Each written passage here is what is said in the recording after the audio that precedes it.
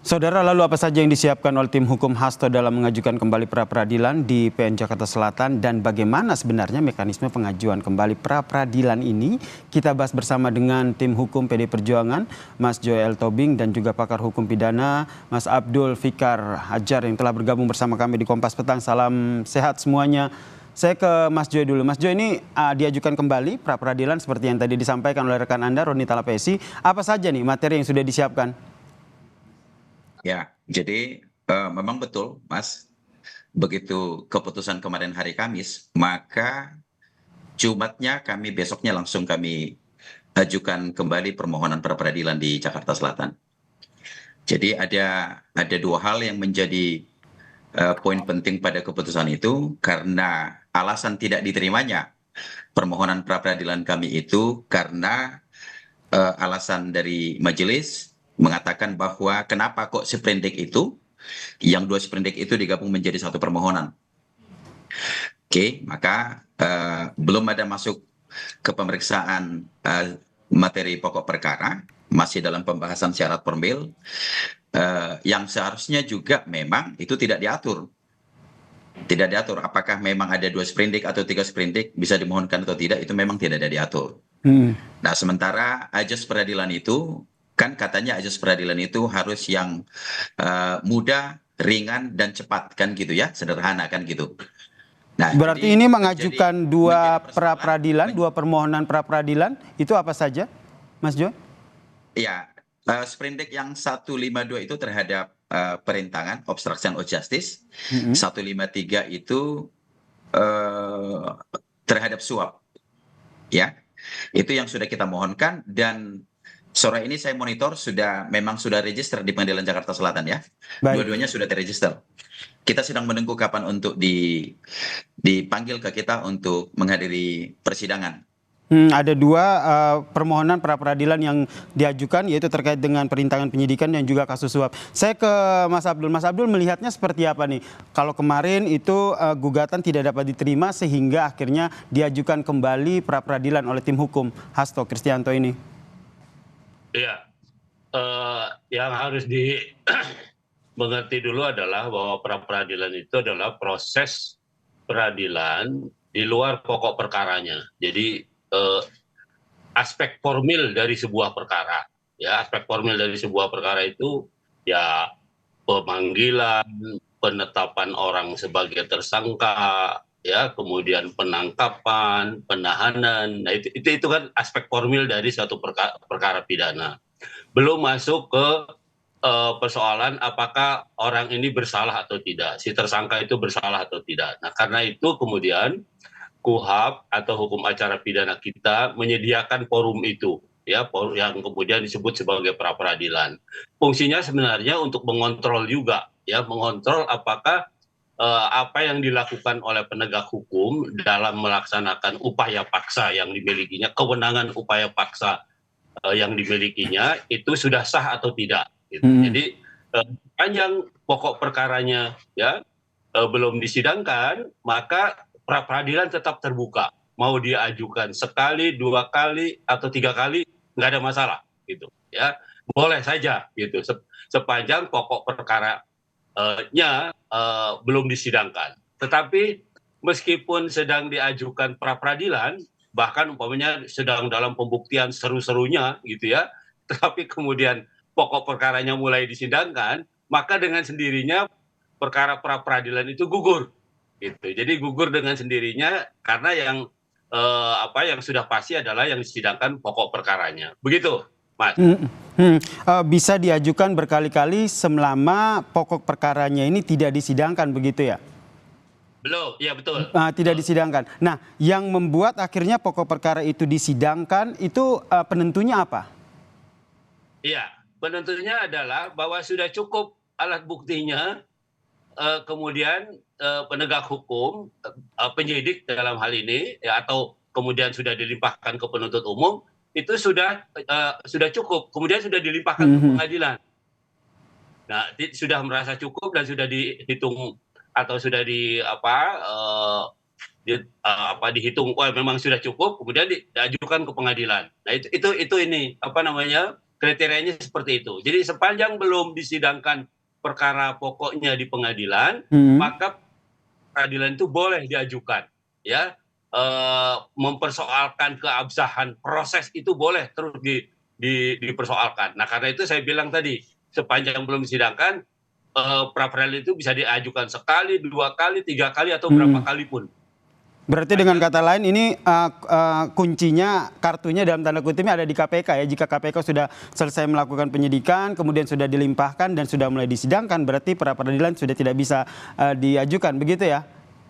Betul, betul. Oke, saya ke Mas Jo. Mas Jo ini punya, kalau kita lihat dari pernyataannya Mas Abdul ini nampaknya waktunya cukup lama ini karena proses penyidikan yang dilakukan di KPK ini juga masih berlangsung begitu. Apakah yang disiapkan untuk pra peradilan untuk 2 gugatan ini? Tapi sebelum saya menjawab itu, tadi saya mungkin meluruskan sedikit ya. Jadi sebenarnya apakah kewenangan itu ada di penyidik KPK dalam rangkai penyidikan dan penyelidikan itu tentu ya. Tetapi dikatakan bahwa memang berkasnya lengkap, yang disebut dengan P21 tahap 1 tahap 2-nya sudah oke, maka diserahkan ke pengadilan itu. Nah, tentu ini juga kewenangannya ada di hakim.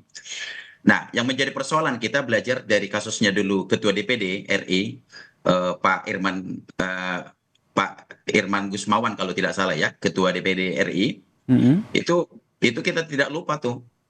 Hari ini persidangan yang besok akan diputuskan sidang prapitnya, tetapi besoknya itu langsung mereka penyidik KPK itu langsung memberikan ini menyerahkan berkasnya ke KPK, sehingga dalam perjalanan itu dalam sidang prapit itu bisa dianulir. Nah, ini memang yang menjadi persoalan kita bersama. Jadi ini kan harusnya persidangan ini yang sudah berjalan, atau juga besok akan diputuskan. Karena kan persidangan ini kan cepat waktunya, hanya 7 hari. Nah, jadi kita berharap jangan ada hal-hal tindakan-tindakan yang seperti ini. Apapun ceritanya kan ini kan hak asasi itu juga perlu juga ditegakkan, tidak saja hanya proses berjalannya sidang. Apakah tahap 1, tahap 2, sementara waktu persidangan Irman Gusman itu ya besok akan terjadi keputusan pengadilan terhadap prapit, tetapi bisa langsung dianulir karena dengan alasan berkas perkaranya sudah sampai di pengadilan. Sementara kita teliti itu belum tentu juga tuh penunjukan hakimnya sudah, sementara sidangnya juga belum berlanjut. Nah, maka kita tentu mengawal ini secara bersama-sama, Mas. Kita sangat mengkhawatirkan itu. Kita berharap lembaga KPK kita jaga, jangan ada abuse of power di sana, ya kan? Jadi ini harus berjalan dengan normal. Mari kita hormati hak-hak si tersangka. Tersangka ini juga punya hak ingkar misalnya. Ya, jadi sepanjang memang persidangan ini masih berjalan, di sana juga hakim belum ditunjuk, ya saya kira harus kita menghormati yang sama. Menghormati hak-hak dari klien Anda, termasuk menghormati hak pra peradilan yang tengah diajukan ya. Ada 2 permohonan begitu. Mas Abdul, kalau ada 2 permohonan yang diajukan di pra peradilan ini, nanti dalam proses sidangnya ini akan seperti apa? Terutama jika apakah ini berpengaruhnya akan seperti apa? Apakah salah satunya dikabulkan akan menggugurkan yang lainnya atau seperti apa nanti? Iya, tergantung pada pengajuan perkaranya. Apakah 2 dakwaan itu disatukan dalam satu perkara, ya, atau diajukan satu perkara masing-masing. Nah, itu tergantung itu, ya. Nah, kalau KPK kemudian mengajukan 2 perkara sekaligus, ya, 2 perbuatan sekaligus dalam satu perkara dan mengajukannya ke pengadilan, gitu ya. Nah, maka dua pra peradilan itu ya gugur dengan sendirinya. Gitu. Nah, lain soal kalau yang diajukan itu masing-masing, umpamanya perkara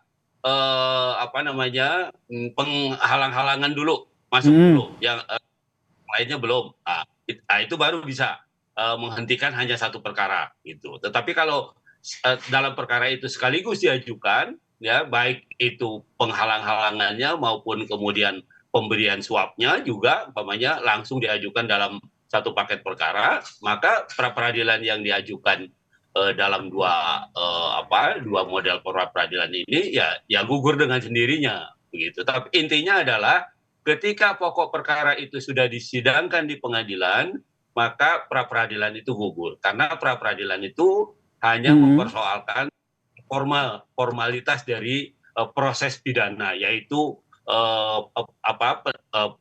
penersangkaan, penangkapan dan penahanan, ya, atau penyitaan barang bukti di dalam satu proses perkara. Begitu, Mas. Kalau untuk keputusan di Pengadilan Negeri Jakarta Selatan sendiri untuk dua permohonan ini yang Anda lihat akan seperti apa dalam proses hukumnya? Ya, kalau sudah dijatuhkan putusannya, ya, sampai sejauh manapun tahapannya, ya, sebelum pokok perkara itu disidangkan, maka ya perkaranya menjadi gugur. Artinya prosesnya dinyatakan tidak sah oleh pengadilan, gitu. Ya karena itu perkaranya, kalau istilah balapan itu ya mengulangi start ulang lagi, gitu. Jadi nol lagi, gitu perkaranya. Nah itu kalau diputus bahwa memang formalitasnya tidak sah, ya, pentersangkaannya, penangkapannya, penahanannya dinyatakan tidak sah, perkara itu gugur dengan sendirinya dan harus dimulai lagi dengan penyidikan perkara baru, begitu, dengan penyidik baru.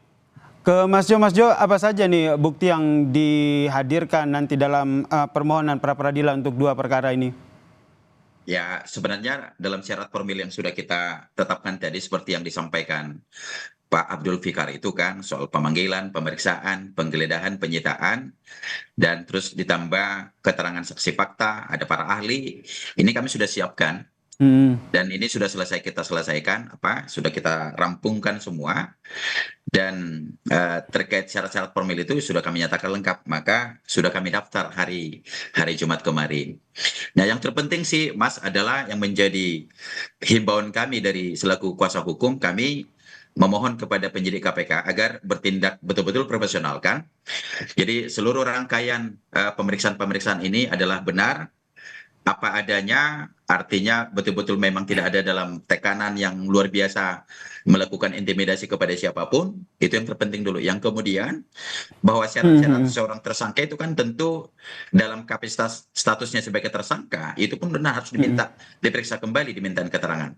Jadi kami bermohon sekiranya seluruh tahapan-tahapan mekanisme yang ada itu terkait dengan mekanisme SOP di KPK itu harus dijalankan dengan baik dan benar. Baik. Jangan ada yang menyimpang dari itu, gitu loh. Misalnya, jangan sampai misalnya mereka limpahkan ini dinyatakan P21 tanpa tidak pernah memeriksa seorang tersangka untuk yang setelah dinyatakan sebagai tersangka. Baik. Nah, ini yang nanti kita nantikan bersama seperti apa sidang pra-peradilan yang nanti akan diajukan kembali. Ada dua permohonan yang diajukan di Pengadilan Negeri Jakarta Selatan untuk kasus yang menjerat Sekjen PDIP Hasto Kristianto. Terima kasih kuasa tim hukum dari PD Perjuangan Mas Johannes Tobing dan juga pakar hukum pidana Mas Abdul Fikar Fajar telah bergabung bersama kami di Kompas Petang. Salam sehat semuanya.